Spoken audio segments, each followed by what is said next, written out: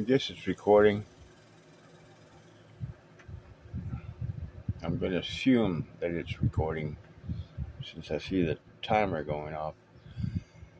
I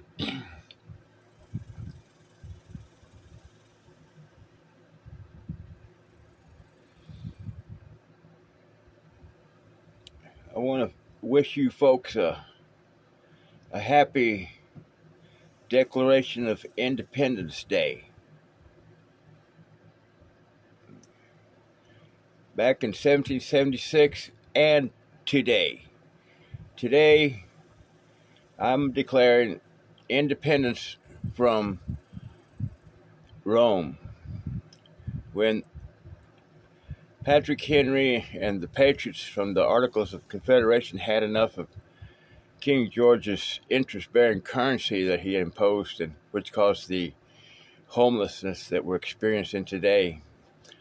Why? Because it was the same currency, that's why.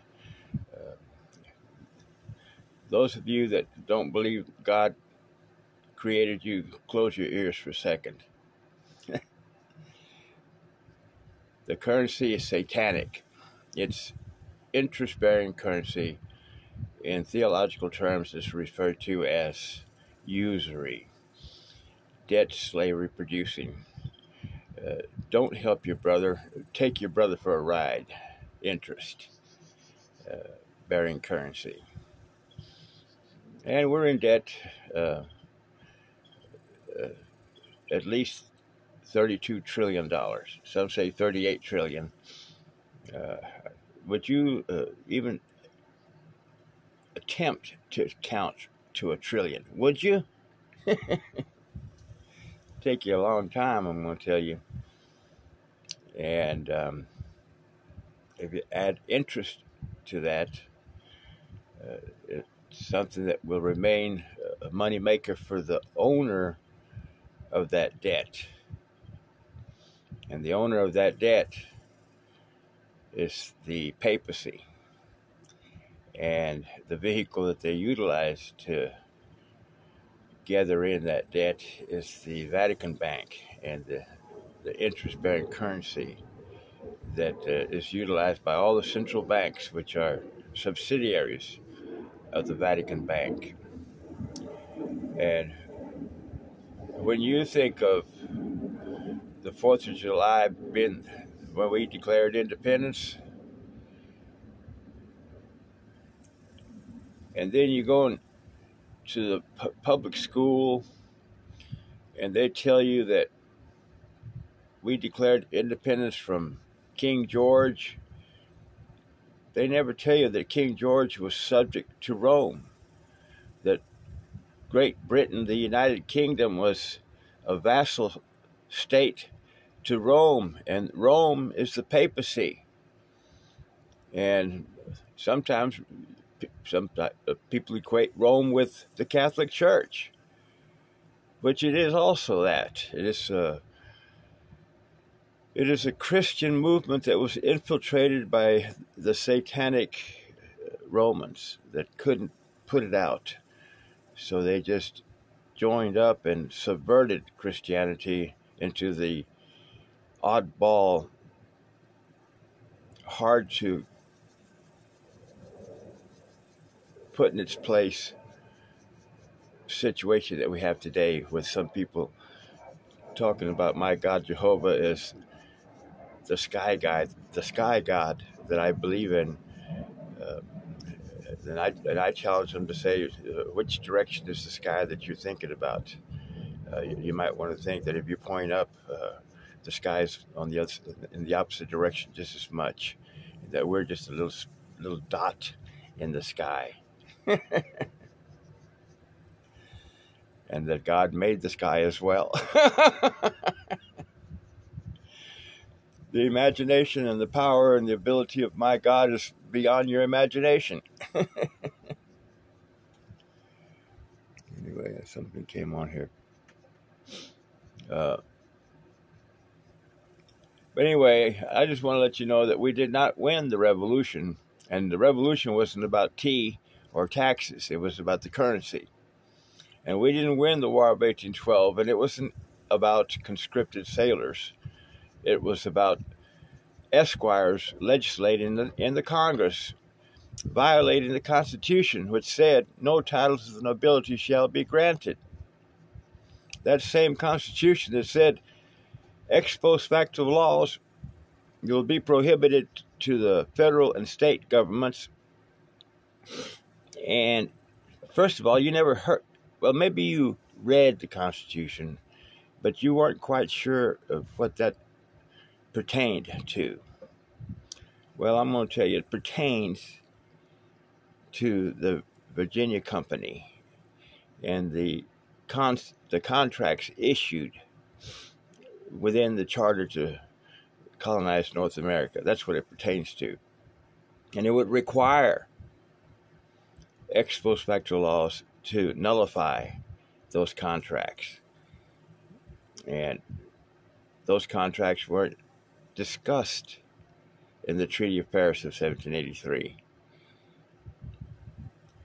So they remain intact. They're active. They're just as active as the papacy is, because it's the papacy's interest that was portrayed in the peace treaty, especially at the very beginning. You realize this, is it pleases the Most High of the Holy Roman Empire. The Most High of the Holy Roman Empire is not God. The Most High is Caesar, Orsini today.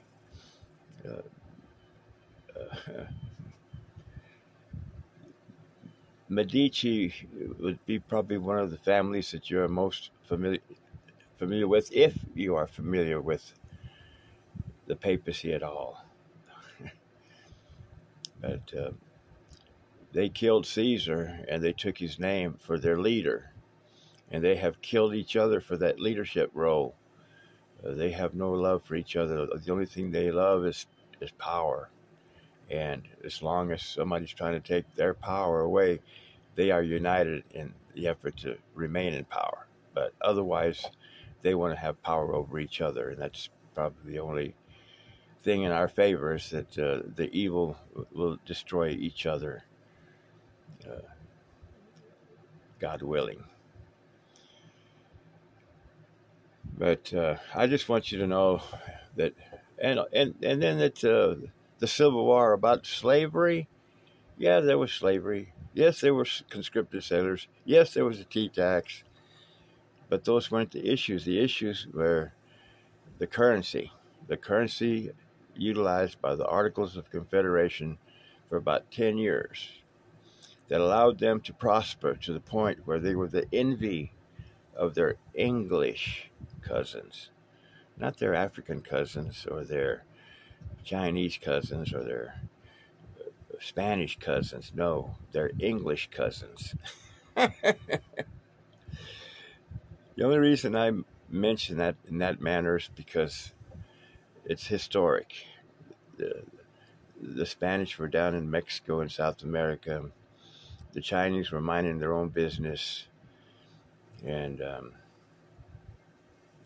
the Africans were being attacked like the natives, whether they be in South America, Mexico, or North America. They were having their own attack going on. They were being attacked by the West, by the vassals of Rome. That they had been conquered by Rome, and they had been made Romans. They had been civilized, which means that they had the class system imposed upon them. I don't care if you're the same leader that they had before, but you can't call yourself king or anything. You got to call yourself. Well, I mean, you can call yourself king, but you have to have an aristocracy, and you've got to have a gentry and knights and esquires and gentlemen and upper class and way all down to lower class. That's what civilization is all about, is making sure that you have complete control of one level over another level, over another level. Finally, the king is in your control. People think if the king is the one controlling, that's good. You keep thinking that. As long as you keep thinking that, Caesar doesn't have to worry about you. When I quit thinking that, I'm sure Caesar kind of bolted up in his bed from his deep sleep. I hope you die soon, Caesar. I'm sure God's quite sick and tired of you by now. Anyway, that's my opinion about this July the 4th. Just so you know it, the reason I'm common law jurisdiction sheriff Rattlesnake Ramsey is because I'm trying to teach you what happened in 1938 when the bank took, and the bank is the Vatican Bank, otherwise known as the Third Bank of the United States, and also known as the Federalist Reserve Bank.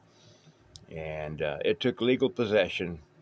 I mean, the corporation was all totally uncontrolled ever since George Washington went back to his king. It's been totally in control, but it wasn't legally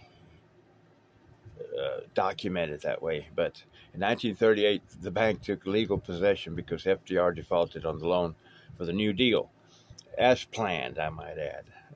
Rockefeller, his cousin Theodore Rockefeller, helped Wilson get the bank. He helped Wilson defeat Taft, who was against the bank, and Wilson brought in the bank as directed to do so by Colonel House. It helps if you know a little bit of history. It helps to piss you off, in other words.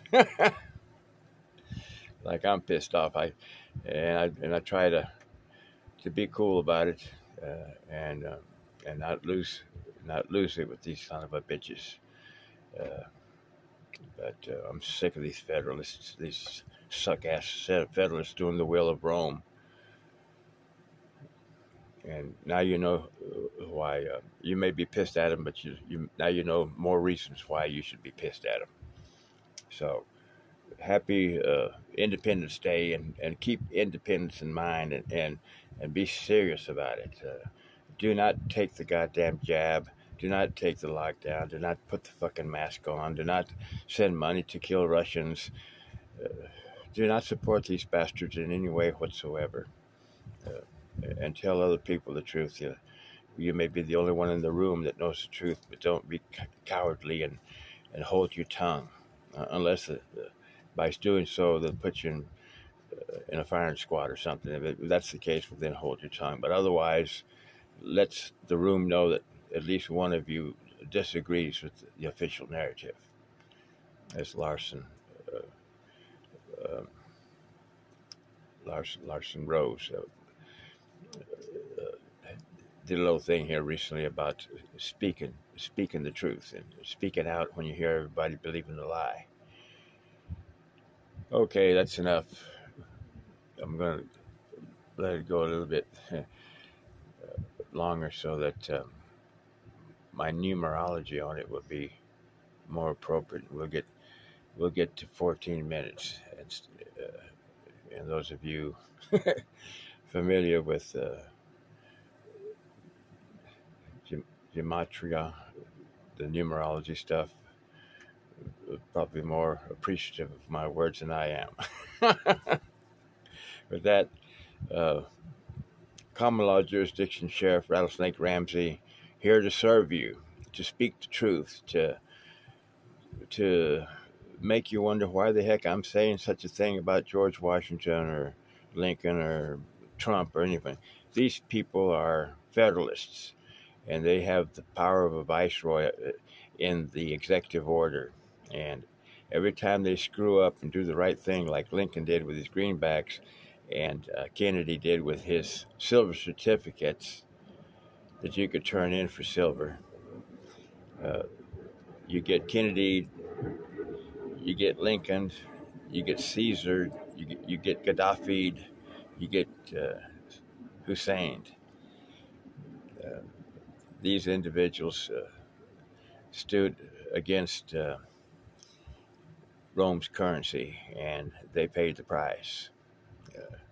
So now you know why they're dead, and now you know that Rome is alive, and now you know that Uncle Sam's a no good fucking liar, bitch for the other bitch that's Rome's bitch, and that other bitch I'm talking about.